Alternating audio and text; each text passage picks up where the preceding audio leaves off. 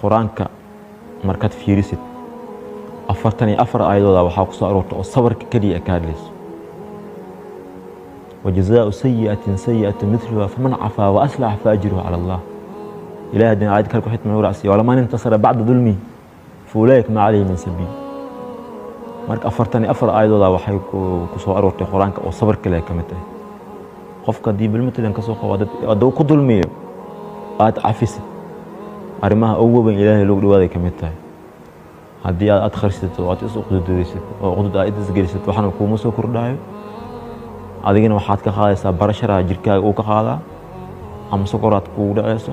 ama dhiig kara kugu dhici karo waxa way nafsiina ay ku saameeyeen qofku waxa la koro wixii aad is dhahdaan hadaad is jirdishaan aad soo go'aan qaataan isla markaas عفوا الله عما سلف فرنت ugu dambayso oo aad la wadaagayso daawadayaasha